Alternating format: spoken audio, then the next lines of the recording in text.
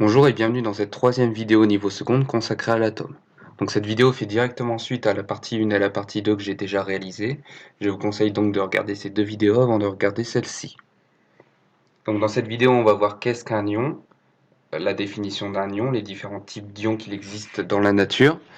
Et enfin nous allons nous intéresser au placement des atomes dans ce qu'on appelle la classification périodique des éléments.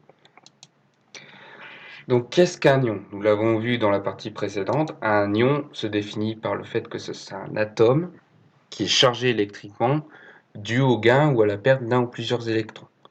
Donc on l'a vu tout à l'heure, les atomes sont instables, enfin certains atomes sont instables, donc ils choisissent entre guillemets de perdre ou de gagner des électrons pour devenir stables. Sauf qu'à partir du moment où ils choisissent de perdre ou de gagner des électrons, ce sont plus des atomes, ce sont ce qu'on appelle des ions. Il existe deux types d'ions en fonction du fait qu'ils perdent ou gagnent des électrons. Donc en premier lieu, il existe ce qu'on appelle les cations, qui eux se caractérisent par le fait qu'ils perdent un ou plusieurs électrons, et leur symbole est donc Xm+. X étant le symbole de l'atome de base, et M désigne le nombre d'électrons perdus. Le deuxième type d'ion qu'il existe, ce sont donc les anions, qui eux se caractérisent par le fait qu'ils gagnent un ou plusieurs électrons. Et donc ils se symbolisent de la manière suivante, Xl-, X est encore une fois le symbole de l'ion de l'atome de base, et N désigne le nombre d'électrons gagnés. Et donc une chose qu'il faut savoir concernant le symbole de ces ions, c'est que par défaut, si M et N valent 1, donc si par exemple un cation ne perd qu'un seul électron, ou si un anion gagne qu'un seul électron, par défaut on ne le met pas. On met juste X plus dans le cas d'un cation, et X moins dans le cas d'un anion. Et donc une chose qui peut paraître étonnante concernant le symbole de ces ions, c'est leur liaison entre guillemets avec leur définition.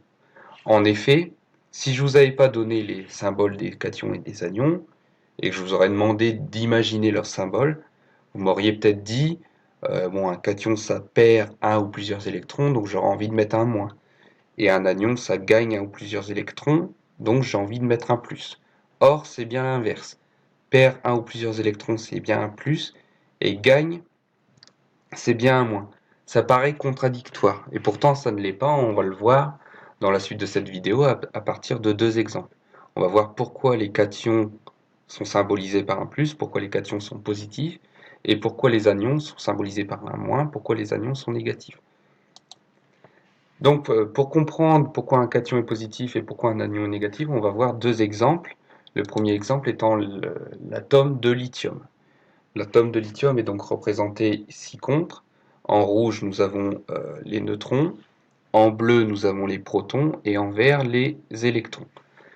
Et donc le symbole du lithium est le suivant, Li7,3. Il possède donc 3 électrons. Donc sa structure électronique est K2L1.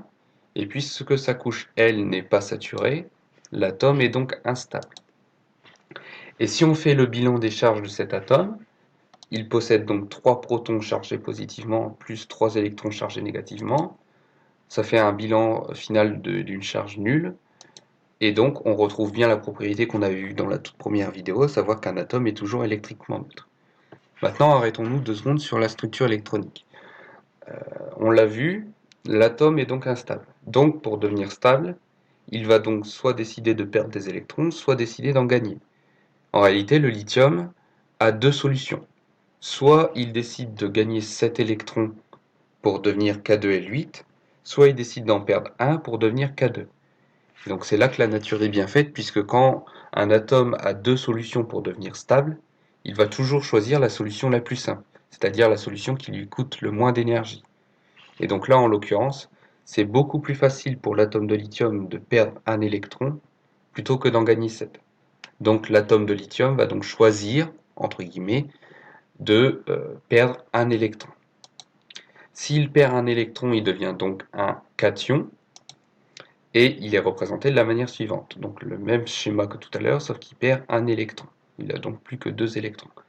Si on fait le bilan de sa stabilité, On voit bien que l'ion lithium possède donc 2 électrons, sa structure électronique est donc K2, et donc l'ion est bien stable.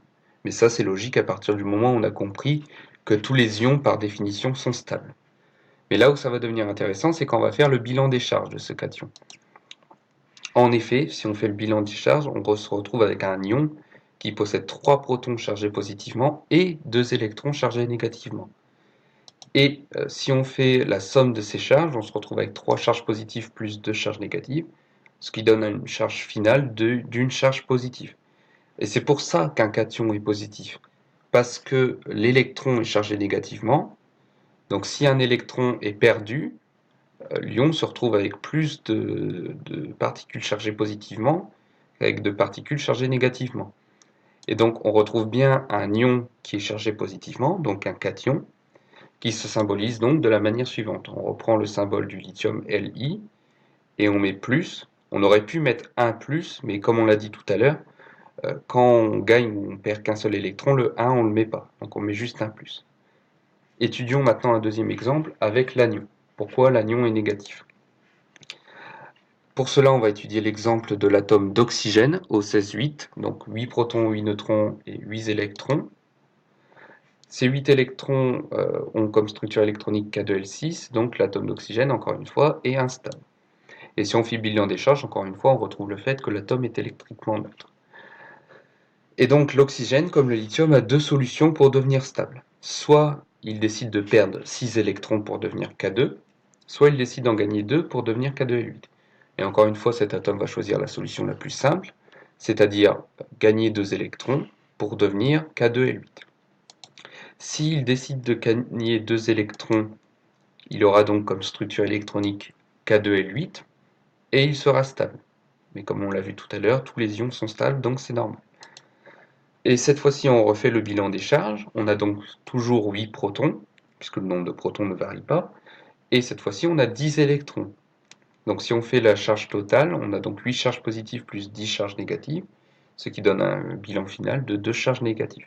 Et donc c'est pour ça qu'un anion est négatif. Puisqu'un électron est chargé négativement, si un atome gagne des électrons, il y a plus de charges négatives que de charges positives. Et donc on se retrouve avec un bilan de charges négatives. Et donc ça forme un ion chargé négativement, qu'on appelle un anion, de symbole O2-. O le symbole de l'oxygène, 2 le nombre d'électrons gagnés par l'atome d'oxygène, par l'ion plutôt, et moins le fait que l'anion est chargé négativement.